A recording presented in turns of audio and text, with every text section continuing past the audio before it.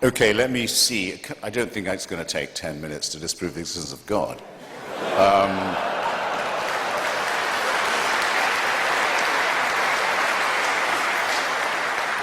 The atheist proposition is the following. Most of the time, it may not be said that there is no God. It may be said that there is no reason to think that there is one. That was the situation after Lucretius and Democritus and the original anti-theistic thinkers began their critique of religion. And I would just ask you all, ladies and gentlemen, to bear in mind a mild distinction while we go on. You may wish to be a deist, as my heroes Thomas Jefferson and Thomas Paine were, and you may not wish to abandon the idea that there must be some sort of first or proximate cause or prime mover of the known and observable world and universe.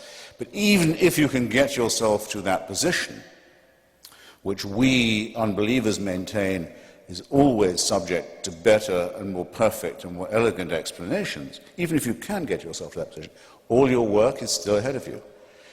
To go from being a deist to a theist, in other words, from someone who says, God cares about you, knows who you are, minds what you do, answers your prayers, cares which bits of your penis or clitoris you saw away or have sawn away for you, minds who you go to bed with and in what way, minds what holy days you observe, minds what you eat, minds what positions you use for pleasure.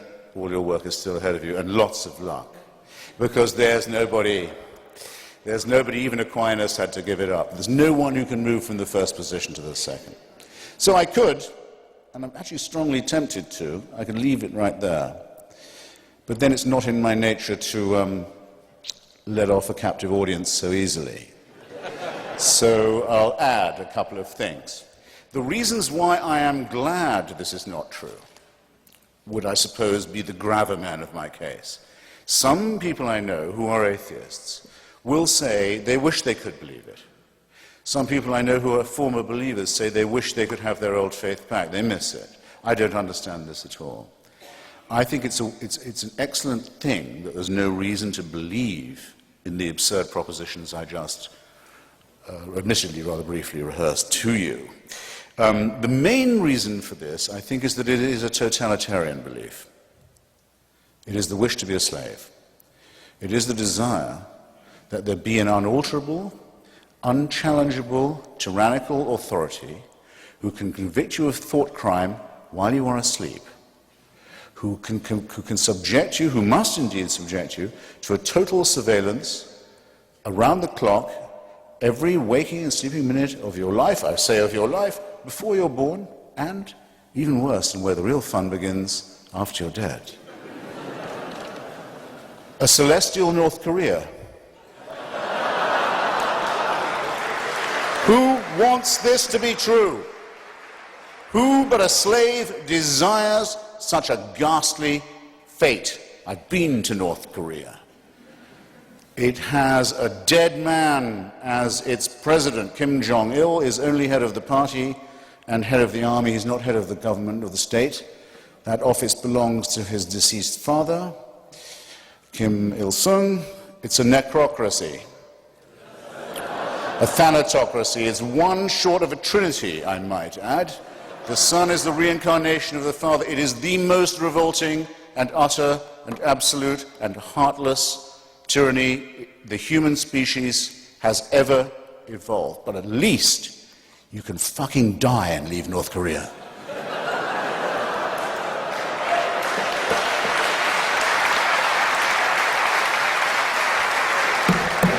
Does the Quran or the Bible offer you that liberty? No. No. The tyranny, the misery, the utter ownership of your entire personality, the smashing of your individuality only begins at the point of death. This is evil. This is a wicked preachment. So, that's the first thing. Second, it attacks us in our deepest, most essential integrity. It's an insult to us in other ways. It says that we, you and I, could not, individually or collectively, decide upon a right action or right thing without celestial divine permission. We would not know right from wrong if we did not have heaven's permission to do so. Where else, how else could we know? Our human solidarity, our innate knowledge of right and wrong, our acute awareness of what is fair and what is unfair, what is just and worthless to us, these come to us also as gifts from the great unassailable dictator enthroned. What could abolish our integrity? What could abolish our honesty, our decency, our dignity more than that? The third, is a little more pragmatic. Religion is our first, that's why I'm so fascinated with it, it's our first version of the truth. It's our first attempt as a species. It's what we tried when we didn't know anything. We didn't know we lived on a spherical planet. We didn't know that our planet revolved around the sun. We didn't know that there were microorganisms that explained disease. We thought diseases came from curses or witches or ill-wishing or devils or dust devils. We didn't know anything from the childish, terrified, ignorant origins of our animal primate species. We come to religion. It's also our first attempt at philosophy, our first attempt at morality, our first attempt at healthcare, actually, but because it was our first, it is our worst. We now have better explanations for all these dreads, and we have cleared up all of these mysteries, yet we still dwell.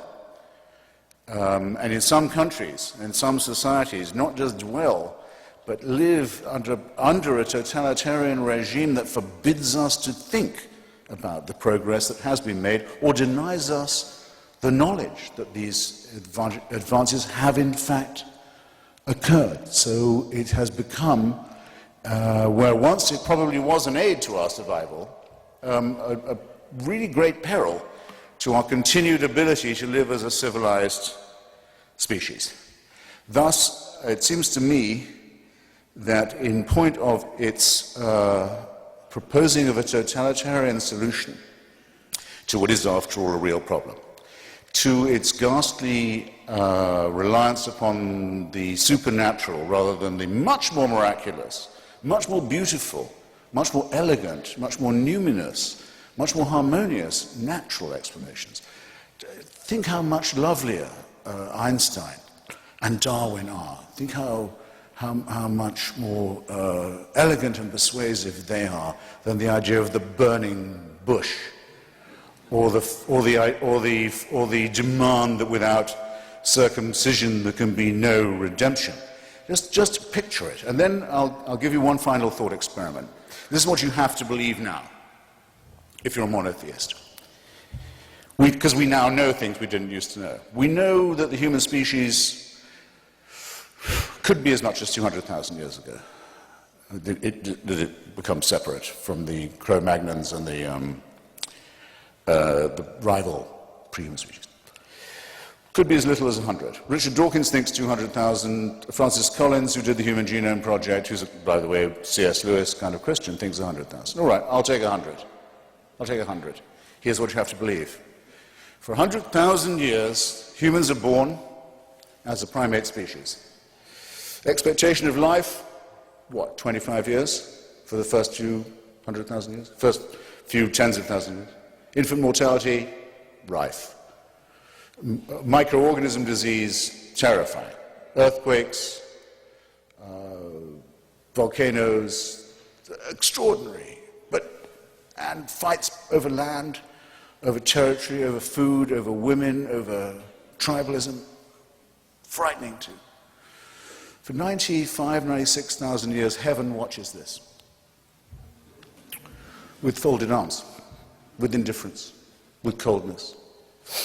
And then around 3,000 to 4,000 years ago, but only in really barbaric, illiterate parts of the Middle East. Not in China or where people can read or think or do science. No. In barbaric, illiterate, backward parts of the Middle East, it's decided we can't let this go on, we better intervene. And what better way than by human sacrifices and plagues and mass murder? And if that doesn't make them behave morally, we just don't know what does. If there is a single person in this room who can bring themselves to believe anything remotely like that, they convict themselves of being, first, very stupid, and second, very immoral. And thus it seems to me that the case for divine intervention and for the supernatural falls, and that we should be glad that it's fallen. And thank you.